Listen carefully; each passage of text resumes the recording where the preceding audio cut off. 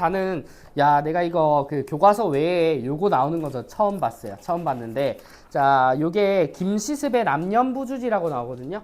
자 요거 뭐냐면 금오신화예요. 금오신화. 자 김시습이 지은 15세기 우리나라 최초의 소설집인데 자 요 작품을 여러분들은 어떻게 알고 있냐면 만복사저폭이나 교과서에서 나왔던 이생규장전 같은 작품으로 접해봤을 거라고. 자, 그 금오신화 중에 한 편이라고 보시면 되는데, 자, 오늘의 제목은 자, 남연부주지라고 하는 친구입니다. 자, 요 남연부주지는 이제 그 뭐냐, 이생규장전처럼 귀신과의 사랑을 다룬다. 자, 요런 내용은 없습니다. 요런 내용은 없는데, 자, 여기서 이 연부라고 하는 요 남연부라고 하는 요 장소 있죠. 자, 요 장소가 읽어보시면 알겠지만, 자, 저승이라고 하는 공간을 뜻해. 자, 그래서 저승에서 일어나는 이야기를 다룬다라고 해서 비현실적인 정기성이 들어가거든요. 자, 일단 이런 배경 조금 배제를 하고요. 자, 요것도 작품에 대한 준거를 한번 볼까? 자, 72쪽에 있습니다. 자, 72쪽에 남연부주지와 같은 자, 보기를 한번 볼까? 자, 보자. 자, 남연부주지의 박생은 주인공 박생이겠다. 유자이지만 자, 유자가 뭐니? 유교를 공부하는 사람. 자, 현실에서 육아 정치의 이상을 실현하지 못한 인물이다 라고 하는데요. 자, 나아가 육아에 대한 신념을 견지하려고 노력하면서도 육아에서 배척하는 사상에 대해 회의와 고민을 반복하는 인물이래요. 자, 박생이 연부주에 가는 것은 이제 육아 사상에서 벗어난 이계를 체험하는 것으로 자, 유불도 무를 초월한 존재로 형상화된 연마왕은 자, 사상의 경계를 넘어 소통하고자 하는 박생의 욕망이 만들어낸 또 다른 자라고 할 수 있다. 자, 여기서 연마왕이 염라대왕이거든요. 염라대왕인데, 자, 이게 여기 나오는 박생의 모습을 형상화한 또 하나의 자신이라고도 얘기를 한대. 자, 즉 박생은 이단을 부정하고자 하나 확신하지 못하는 인물로 연마왕의 형상은 이와 같은 박생의 복잡한 내면이 구현화될 것이다 라고 얘기를 한대. 자, 그러면은 여기 내용을 조금 요약을 하자면 자, 이 박생이라고 하는 사람은 자, 유자래. 자, 유학을 공부하는 사람인데, 자, 유학을 공부하는 사람들은 자기가 공부하는 것 이외의 영역은 이제 조금 배척하는 성향이 있어요. 자, 이게 원래 김시습도 그런 삶을 살았을 텐데, 자, 이 김시습은 금오신화를 지을 때 금오산이라고 하는 산에 은거를 하면서 요때 자, 자기의 학문적 바탕이 되는 유교에 자, 불교, 자, 그리고 자, 도교 사상까지 추가적으로 자, 섭렵을 하기 시작하거든. 자, 요런 유불선의 결합이라고 하는 친구는 자, 그 당시 김시습이 실제로 가졌던 사상적인 배경이랑 크게 다르지 않아. 자, 그럼 결국 이 박생이라고 하는 인물은 누구를 자, 김시습이라고 하는 본인을 형상화한 인물이라고 보셔도 된다고. 이건 뭐 부연적인 설명입니다.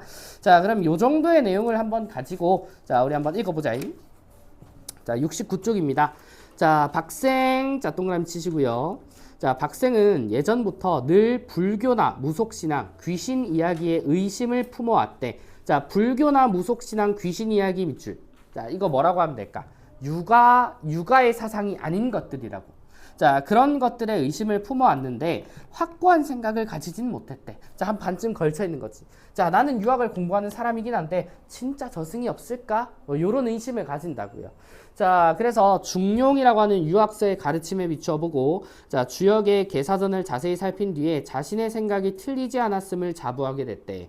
자, 그럼에도 박생은 사람됨이 순박하고 중후한 까닭에 승려들과도 교류를 끊지 않는데 그러면 자, 승려들이랑 교류를 하면서 뭘 배우겠냐? 자, 불교 사상을 배울 수 있겠지. 맞아? 자, 그래서 여러 가지 학문적인 배경을 배울 수 있었던 배경이 나와요. 자, 그래서 한유가 사귀었던 태전이나 유종원이 사귀었던 손상인 같은 승려 두세 사람을 가까이 했다. 자, 그래서 승려들 역시 선비와 교유하기를 해원이 종병과 뇌차종을 사귀고 지둔이 왕탄지와 산을 사귀듯이 다 비유적인 표현이에요. 자, 어쨌든 박생과 막역한 친구가 되었다라고 얘기를 합니다. 자, 하루는 박생이 승려에게 천당과 지옥에 관한 이야기를 듣고는 다시 의심스러운 마음이 들어 말했다.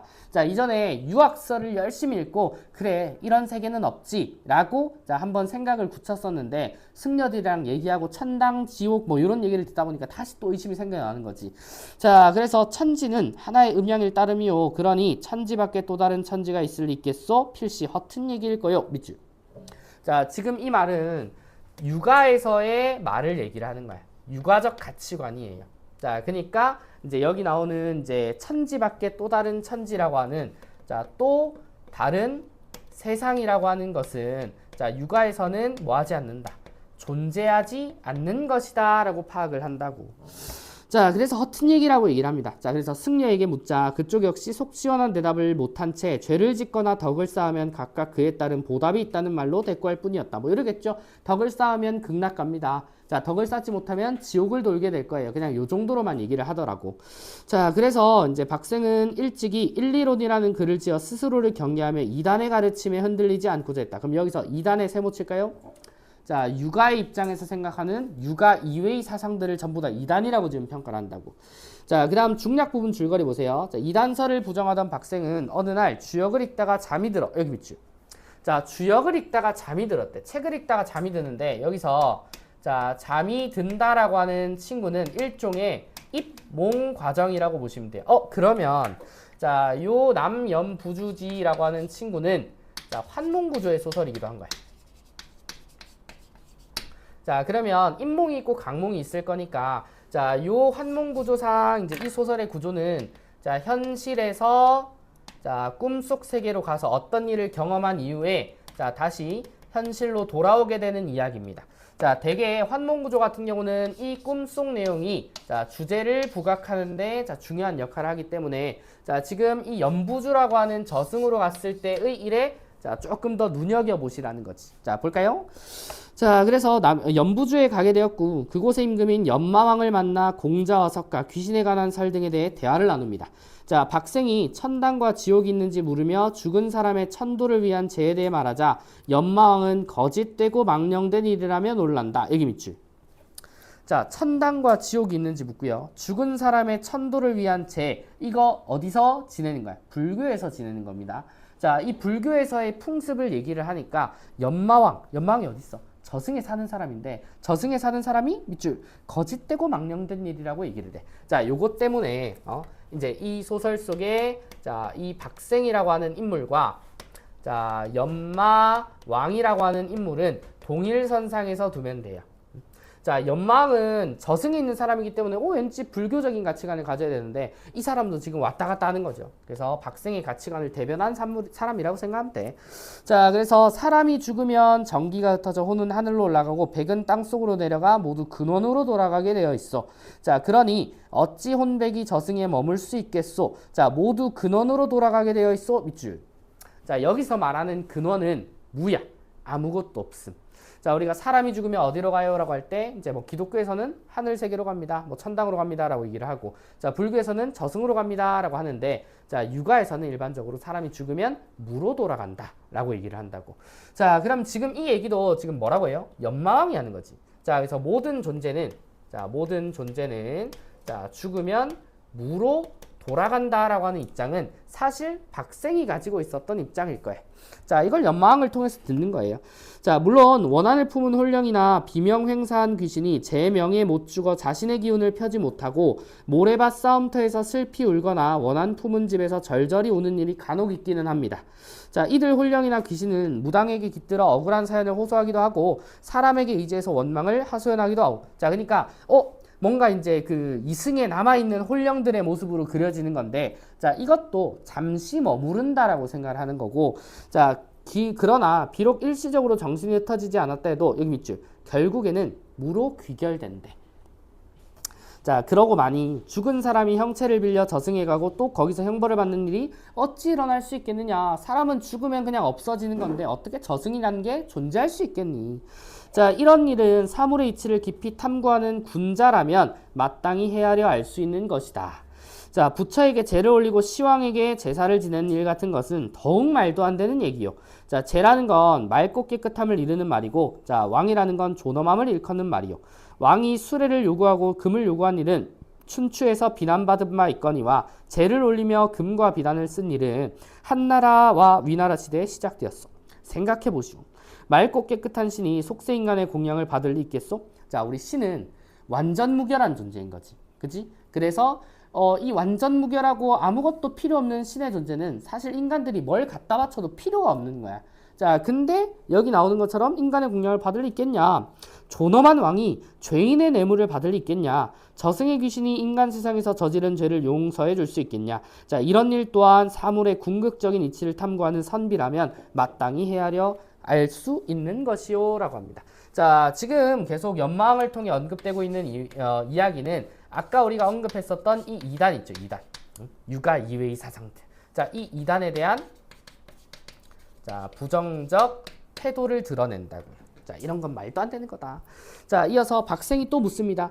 윤회, 불교 용어죠. 자, 윤회가 그치지 않아 이승에서 죽은 뒤 저승에서 산다는 말에 대해 여쭈어볼 수 있겠습니까? 라고 하니까 자, 왕이 정령이 흩어지지 않는다면 윤회가 있을 듯도 하오. 하지만 오랜 시간이 지나면 결국 정령도 흩어져 사라지고 마오. 이거 뭐예요? 무로 돌아간다는 말을 계속 반복하는 거지.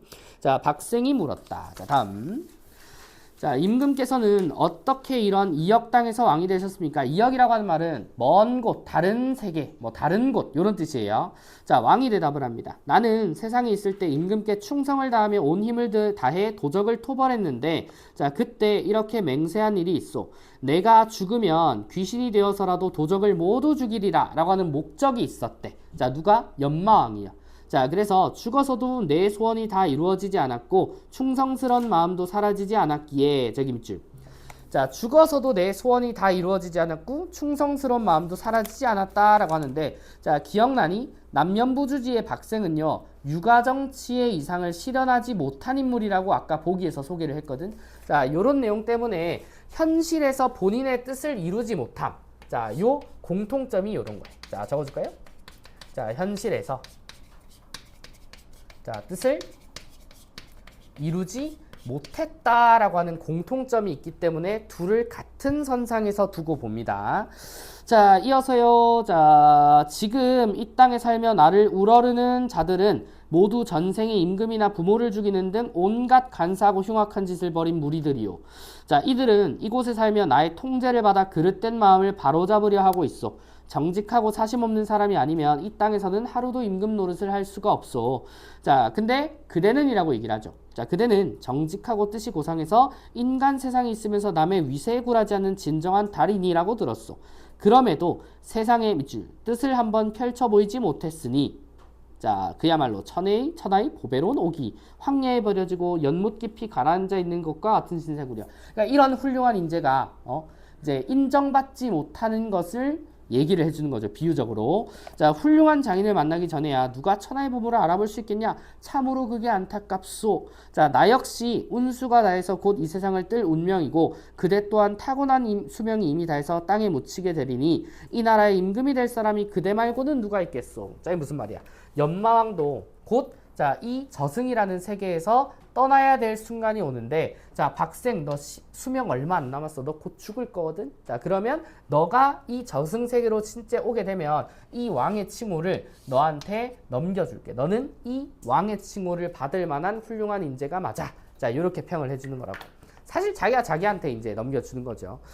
자, 그리고 이제 그렇게 말하고는 잔치를 열어 흥겹게 즐깁니다. 그러던 중 왕이 박생에게 삼한의 역대 왕조가 흥하고 망한 이유를 물었대요. 자, 박생이 역대 왕조의 흥망사를 하나하나 진술하다가 고려가 창업하게 된 연유를 언급하기 이르자 왕이 탄식하면서 말합니다.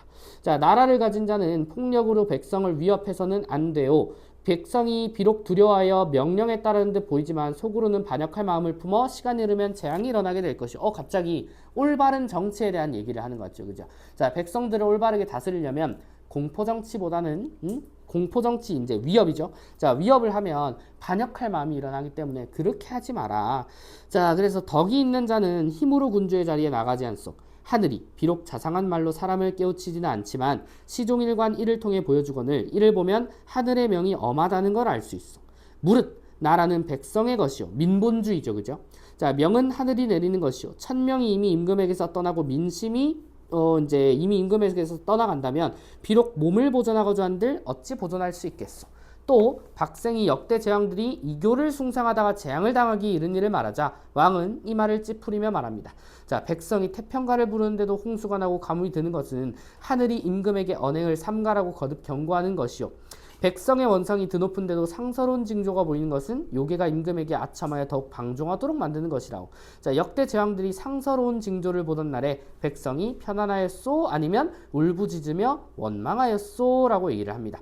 자, 여기서 상서로운 징조라고 하는 거는 나라에 홍수가 나고 가뭄이나 안 좋은 재앙이 일어났을 때, 자, 그때 백성들 얼굴 봐. 기뻤니 슬펐니? 슬펐겠죠. 그지? 자, 그래서 이제 보통 그런 말이 있죠. 이제 뭐였더라? 뭐 천인가문설이라고 해서 이제 하늘에 재앙이 일어났을 때는 이제 백성들을 잘 돌보지 못한 왕의 탓이라고 해서 하늘이 벌을 내린다고 믿었을 때가 있다고. 자, 그에 대한 생각이 나오는 거죠. 자, 근데 이제 이런 것들조차도 육아에서는 다 받아들일 수 없었던 이치였겠지만, 그럼에도 불구하고 이 박생은 육아와 불교, 도교와 같은 여러 사상들 사이를 고민하던 사람이기 때문에, 자, 그 고민의 결과물이 연마왕으로 등장했을 뿐이야. 자, 그럼 여기까지가 소개된 게 남연부주 지라고 하는 요런 작품이에요. 자, 요것도 순서대로 풀어주면 좋을 것 같아. 자, 1번 문제 볼까요? 자, 윗글의 내용에 대한 이해로 가장 적절한 것은 이라고 합니다. 자, 1번. 박생은 연마왕의 거듭되는 설득에도 정치적인 소신을 굽히지 않았다? 아니야. 물었을 뿐이야. 이런 경우에는 어떻게 하나요? 이런 경우가 많던데 어떻게 생각하세요? 라고 묻고 답하는 형식이니까, 자, 굳이 설득을 한다고 보기는 어려울 것 같아. 자, 다음 2번 볼까요? 자, 연마왕은 인간 세상에서 박생의 시간이 얼마 남지 않았음을 예견했대. 뭘 통해? 내가 저승에서의 삶이 얼마 안 남았고 너도 이승에서의 삶이 얼마 안 남았으니까 너 저승으로 오면 너가 저승왕 해라. 이런 말이었죠. 자, 그러면 2번은 우리가 자, 부분의 근거를 분명하게 잡을 수 있으니까, 자, 답은 여기서 멈춰 주셔도 된다고. 자, 다음 2번으로 넘어갑니다. 자, 기역에서 미음이래. 자, 오늘 우리 앞에 있는 지문을 읽어본 것처럼, 자, 기호형을 그때그때 안 풀었습니다. 자, 전체적인 맥락을 이해하고 다시 한번 보자고.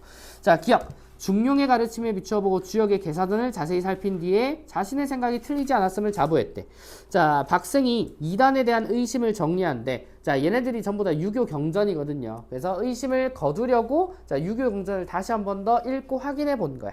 자, 그 다음에 1번은 크게 문제가 없어 보입니다. 자, 그 다음 우리 2번 넘어가 볼까? 자, 박생, 2번에, 자, 니은이, 한유가 사귀었던 태전이나 유종원이 사귀었던 손상희 같은 승려 두세 사람을 가까이 있대. 육아의 법칙을 따르고 있는 그 공부를 하고 있는 박생이지만 불교에 귀의한 사람과 친하게 지낸다는 겁니다. 자, 그러면 박생이 사람들과 교류하는 데 있어서 유불교의 차이를 신경 쓰지 않는데, 만약에 신경 썼다면 얘네들이랑 친구 안 하겠죠. 맞아? 자, 그러면 요 정도도 괜찮지. 자, 그 다음 3번 보겠습니다. 자, 디귿 볼까요?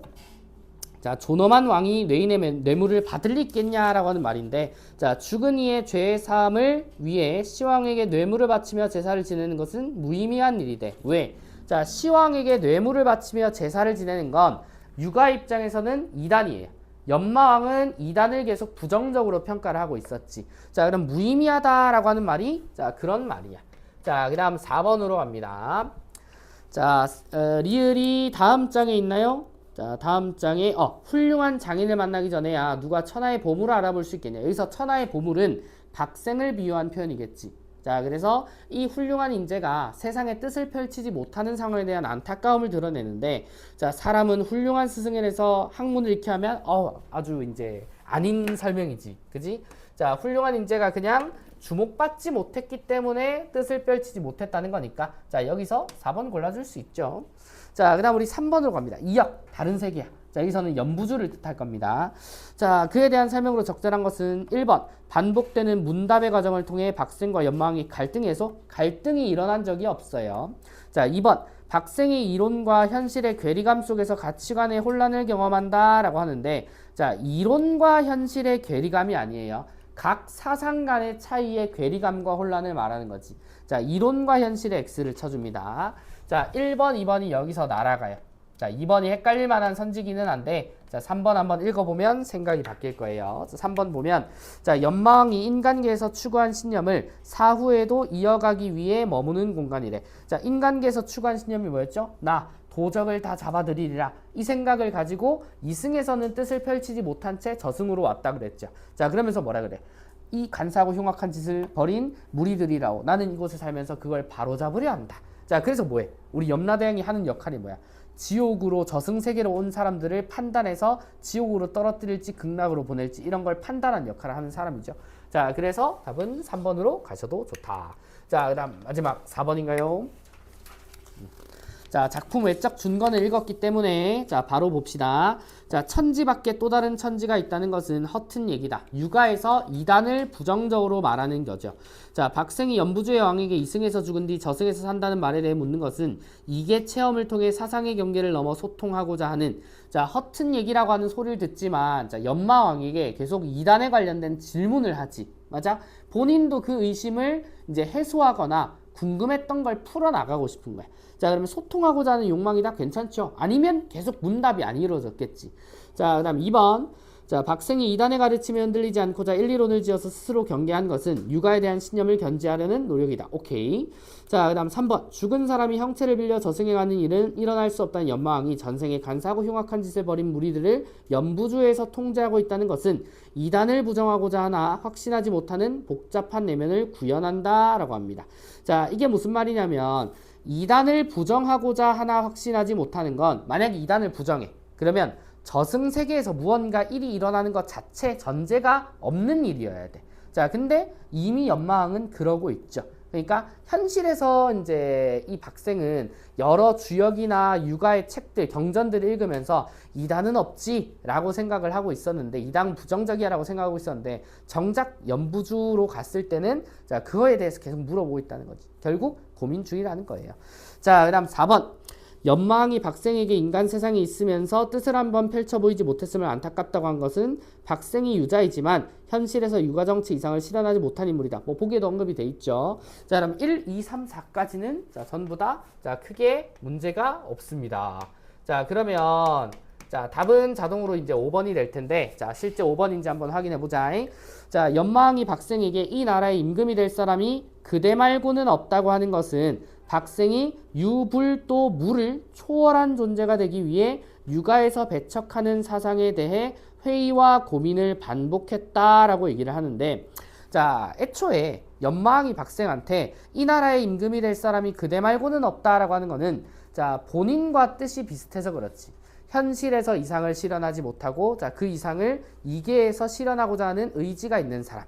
자, 그런 동질성을 받기 때문이지. 자, 육아에서 배척하는 사상에 대한 회의와 고민을 반복했다라고 하는 장면과 연결될 수는 없으시다. 자, 이렇게 4번은 5번으로 가시면